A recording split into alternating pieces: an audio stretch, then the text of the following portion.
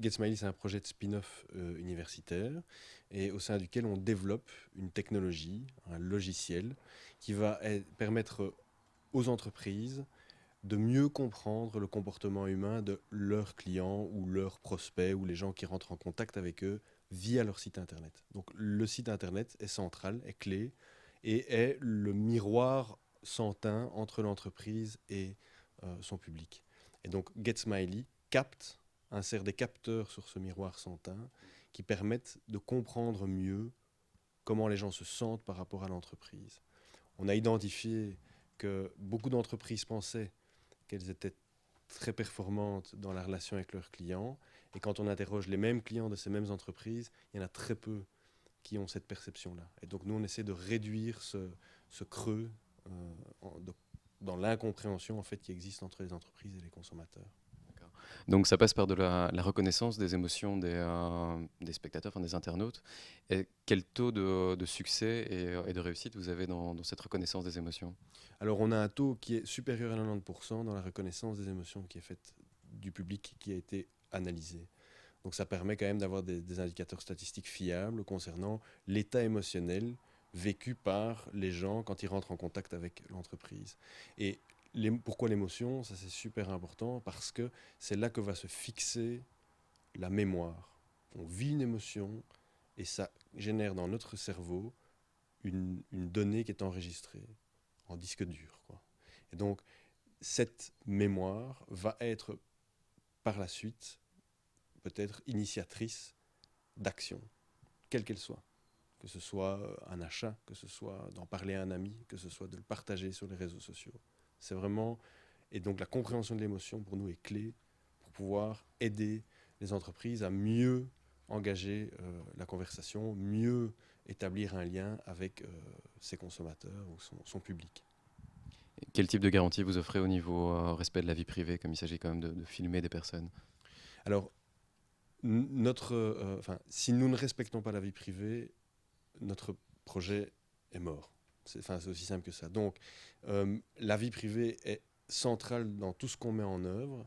Ce sera chaque fois l'utilisateur, le public, qui sera en contrôle de ce qu'il communique ou non à l'entreprise. Donc, nous ne sommes pas pour une société du flicage. On n'est pas pour voler les données personnelles des gens et les revendre à gros prix. On est pour établir une connexion entre l'entreprise et son public. Et cette connexion-là doit passer par des marques de confiance, des éléments de réassurance. Et donc, c'est le public qui va chaque fois dire oui, j'accepte. De donner ou de partager mon feedback, de partager mon expérience avec l'entreprise.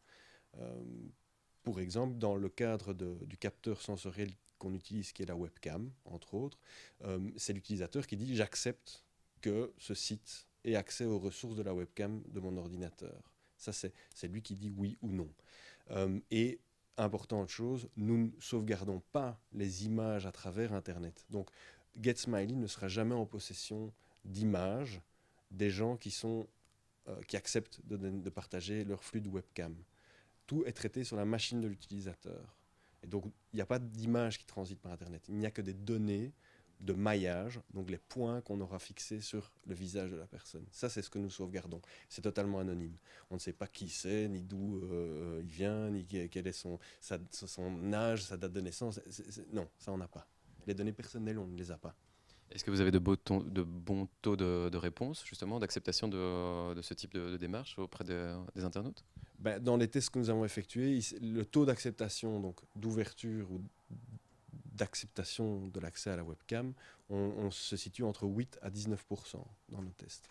Donc ça dépend d'un site à l'autre. Et quelle est la phase de développement maintenant de l'entité GetSmiley? Alors on est pour le moment toujours dans une phase de proof of concept, donc c'est-à-dire on a développé un prototype, en tout cas on arrive à la fin du prototypage. On a pu évaluer l'intérêt pour ce type de technologie de la part du marché, donc des grandes entités comme Russell Advertising ou bien Photo.com se sont montrés très intéressés de pouvoir utiliser cette technologie-là à des fins marketing, à des fins de user experience analysis. Donc ça, on a validé d'une certaine manière la capacité de cette technologie à trouver son marché. Maintenant, il reste on va dire, double, triple valider les choses, parce que créer une entreprise, ça veut dire engager des capitaux, ça veut dire engager des gens dans un projet. Et là, on veut être vraiment certain que ce ne sera pas des one-shot au niveau business, mais qu'il y a une capacité de l'entreprise à créer de la valeur sur le long terme pour ses partenaires. Et donc, on aura peut-être besoin d'encore une période un peu d'incubation qui nous permettra de dire on va accompagner un partenaire plus longtemps pour voir si on est capable de tenir sur la longueur. Parce que bien souvent dans le business du software as a service, par exemple, c'est le churn. Donc c'est le fait que des clients s'en aillent au bout d'une certaine période de temps. Et nous souhaitons que nos métriques soient vraiment tellement importants pour le business que nos clients ne nous quittent pas. Et donc on a peut-être besoin d'une période d'accompagnement plus importante, d'incubation plus importante, pour s'assurer que ce qu'on fournit crée suffisamment de valeur chez le client pour qu'il ne nous quitte pas, quoi.